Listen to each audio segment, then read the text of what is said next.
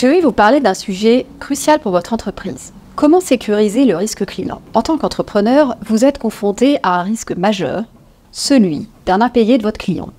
Comment sécuriser votre risque client, sachant qu'il représente l'une des premières causes de défaillance des entreprises? Plus d'une entreprise sur 4 se déclare en effet en état de cessation des paiements en raison d'un impayé de ses clients. Et oui Déborah, tu le dis et tu as entièrement raison, nous experts comptables, on le ressent puisque 50% des factures que vous faites vont être payées en retard. En clair, en France, ça représente 56 milliards d'euros de factures que vous allez tout simplement passer chaque année en perte. Ça veut dire que vous ne serez jamais payé. Déborah, est-ce que tu as des solutions pour résoudre ça? Il est essentiel de mettre en place des mesures de prévention pour éviter ou au moins minimiser autant que possible le risque client.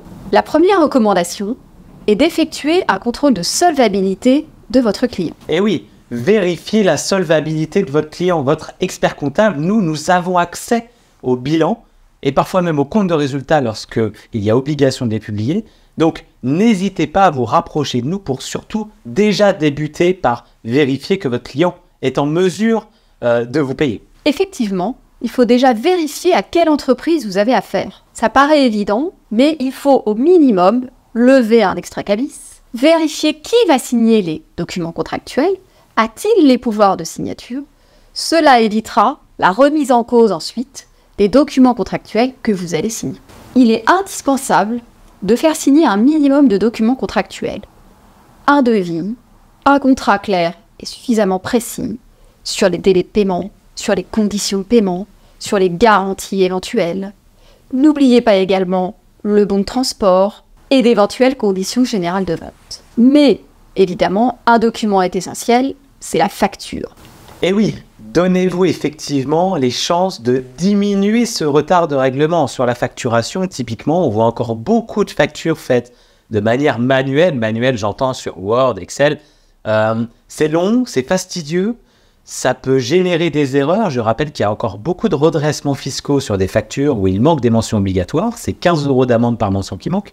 Donc, utilisez un outil de gestion qui automatise la communication de votre facture. Typiquement, un logiciel de facturation agréé par l'État comme nous, experts comptables, nous mettons à disposition de nos clients. Je le rappelle en plus que c'est rendu par les textes obligatoires. Je vous renvoie vers la vidéo que nous avons déjà réalisée sur le sujet dès 2024. Donc, utilisez effectivement, en plus de cet aspect juridique, des logiciels de gestion adaptés et rapprochez-vous de votre expert comptable. Vous pensez à mettre souvent ces factures impayées en perte, en fait, vous en faites le deuil, ou sinon, tout simplement, vous allez au contentieux parce que la somme en vaut la chandelle, je dirais, mais il n'y a jamais de juste milieu. Je vous invite à travailler avec Déborah qui a une solution d'entre-deux qui est du recouvrement amiable ou conservatoire, Déborah. Si malgré ces précautions, vous êtes confronté à un risque d'impayé, il faut réagir vite. La maîtrise du temps est essentielle dans cette situation. Mettez en place un process de relance à intervalles très rapprochés.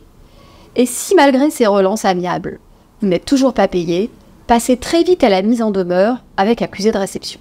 Et si vraiment malheureusement toutes ces démarches amiables n'ont pas porté leurs fruits, faites appel à votre avocat qui pourra mettre en place des procédures judiciaires très rapides et qui pourra également négocier avec votre client. Votre avocat pensera aussi, selon les situations, à mettre en place des mesures conservatoires qui pourront, dans la plupart des cas, faire réagir votre client.